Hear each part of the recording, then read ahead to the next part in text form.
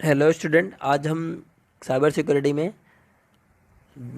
Virus क्या है ये जानने की कोशिश करते हैं। वायरस क्या है, वॉर्म क्या है, लॉजिक बॉम्ब क्या है, ट्रोजन हॉर्स क्या है, ये सब चीज़ों के इन सब चीज़ें हैं क्या, क्यों, कैसे आई, कब आई और क्या ये हमारे कंप्यूटर सिस्टम पे इफेक्ट डालती हैं, इन सब चीज़ों पे डिसीजन करेंगे। जैसा कि आजकल सभी इंटरनेट से जुड़े हुए हैं, तो अभी से बात है, जितने भी लोग इंटरनेट से जुड़े हुए हैं अभी से बात तो कभी न कभी वायरस या ट्रोजन हॉर्स, वॉर्म, इन सब चीज़ों को से कभी कभी नाम जरूर सुना होगा, या फिर जो काफ़ी लोग तो फैमिलियर भी होंगे। वायरस बिल्कुल अब सिस्टम पे आता ही रहता है कि हाँ आज ये वायरस आ गया, हमारा सिस्टम काम नहीं कर रहा है, ऐसा लोग बोलते हैं।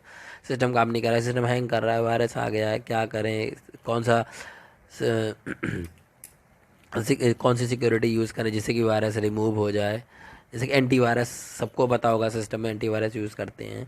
तो ये है क्या वायरस? देखिए, वायरस का सबसे पहले तो फुल फॉर्म जानने की कोशिश करते हैं। Virus is a whittle information resources under size. इसका क्या मतलब होता है कि जो हमारी विटल मतलब होता है जो हमारी इम्पोर्टेंट इन्फॉर्मेशन है, बहुत ही ज़रूरी इन्फॉर्मेशन है, रिसोर्सेज जो जहाँ से भी वो हमारी इंफॉर्मेशन आ रही है, अंडर सीज, जो कि वायरस द्वारा सीज कर दी गई है। सिंपल सा मतलब कि आपके इम्पोर्टेंट इंफॉर्मेशन के रिसोर्सेज को सीज कर दिया गया है, उसको आप यूज़ नहीं कर सकते, या फिर वो सही से वर्किंग पोजीशन पे नहीं है।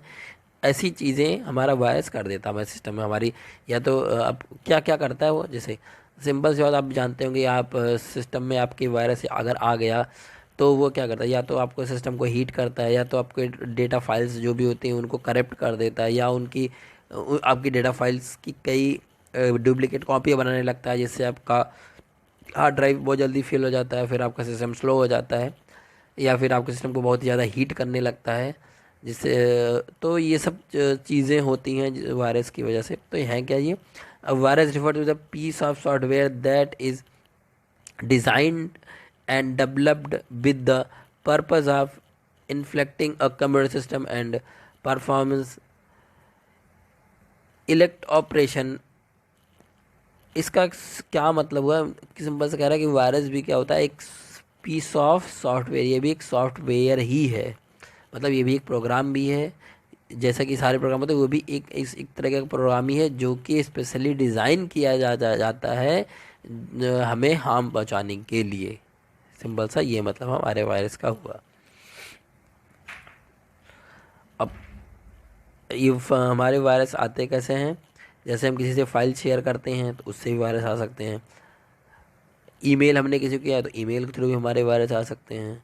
तो ये हमने आजकल सभी लोग इंटरनेट यूज़ कर रहे हैं, तो उससे हमने कई फाइल डाउनलोड करते हैं, सॉफ्टवेयर इंस्टॉल करते हैं, इन सब चीज़ों से भी उन उन फाइलों के साथ भी हमारा वायरस हमारे सब कंप्यूटर सिस्टम में एंटर कर जाता है।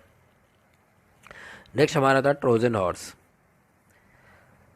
जैसे कि लिखा हुआ है विद ट्रस्टेड सॉफ्टवेयर। जैसे कि हम कोई भी जब भी सॉफ्टवेयर कोई इंस्टॉल करते हैं तो उसके साथ कुछ इंस्ट्रक्शन भी आती हैं साथ में कि आप इस एग्री हैं कि नहीं है, तो आप एग्री पे क्लियर कर देते हैं कि हाँ भाई, हम I am agree with this circumstances with this securities.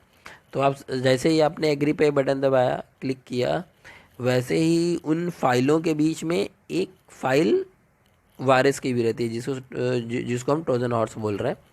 तो इस वायरस की भी रहती है, उसी फाइल के साथ अटैच होती है। तो जब सारी फाइलें, जब उस सॉफ्टवेयर की फाइलें एग्जीक्यूट होती है उसी के साथ ही, क्योंकि वो आपने ही एग्री किया था उस सॉफ्टवेयर को इंस्टॉल करते समय, क्योंकि आपको क्या पता, आप तो ये समझ के आपने एग्री किया कि हाँ ये ट्रस्टेड सॉफ्टवेयर। जैसे जैसे एग्जाम्पल के लिए आपने कोई वीएलसी मीडिया प्लेयर को इंस्टॉल कर रहे हैं, तो उसके साथ ही जो है कोई एक वायरस उस उनकी फाइलों के साथ में एक एक वायरस की भी फाइल, एक वायरस का भी प्रोग्राम साथ में चलाया। तो जब हमारा वीएलसी के सॉफ्टवेयर इंस्टॉल हो रहा है या फिर रन कर रहा है, तो उसके साथ ही ये वायरस भी, क्योंकि ये तो प्रोग्राम ही है, तो ये भी रन करेगा और अपने आप को आपके सिस्टम में, समझ लीजिए, रन कराने के लिए सही इन्वायरमेंट बना लेगा। तो इससे इसलिए इसको ट्रोजन हॉर्स क्यों बोलते हैं, इसके पीछे भी एक रीज़न है। एक बार क्या हुआ था कि जर्मनी और रशिया में वॉर हुई थी, तो क्या हुआ था कि जर्मनी के बिल्कुल जर्मनी समझ मान लीजिए जर्मनी जीतने वाली थी, बिल्कुल जीत चुकी थी। और क्योंकि जो है जो स्पेन वाले थे, स्पेन वाले उनका जो भी उनका जो किला था वो उनको तोड़ नहीं पा रहे थे, वो बाहर ही रह पा रहे, वो उनके अंदर आ ही नहीं पा रहे थे अटैक करने के लिए। इतनी अच्छी इनकी दीवारें थी, इतनी अच्छी इनका एक किला बना हुआ था, तो आ नहीं पा रहे थे। तो फाइनली स्पेन वालों ने क्या किया कि उन्होंने एक लकड़ी का घोड़ा बनाया और उसमें अपने बहुत सारे सैनिक उसमें से उसके अंदर बैठा दिए, और जो है उनके गेट के बाहर खड़ा कर दिया, और खुद वो लोग चले गए। तो इन लोगों को लगा कि चलो वो लोग चले गए, लग रहा है चलो वो लोग हार मान के चले गए। तो उन्होंने वो गेट खोला तो देखा ये घोड़ा, बहुत बड़ा सा घोड़ा, लकड़ी का घोड़ा पड़ा हुआ था। तो इन्होंने बोला चलो ये तो अच्छी चीज़ है, चलो इसको अंदर ले चलते हैं, सजाने के काम आएगा। तो इसको अंदर ले गए, और फिर रात में जो है, रात में उन घोड़ों से सैनिक निकले और उन्होंने सोते वक्त ही उनके सैनिकों को मार के और उस पर विजय कर ली थी। तो जैसा कि उसमें भी उन्होंने ट्रस्ट करके उसको अंदर ले आए, वैसे ही हम अपने सॉफ्टवेयर को ट्रस्ट करके इंस्टॉल करते हैं और उसके साथ में ये फाइल आ जाती है। वही लिखा हुआ, Trojan horse can be defined as a program that are transmitted to a system under distribute of the any illegitimate application और प्रोग्राम। वही कह रहा है कि हमारे एक ट्रस्टेड प्रोग्राम के साथ, एप्लीकेशन के साथ ये फाइल आती है, such as attached attachment to the program as part of an installation process. तो इंस्टॉलेशन प्रोसेस के टाइम पे ये जो है इंस्टॉल हो जाती है और अब ये अपना काम करने लगती है।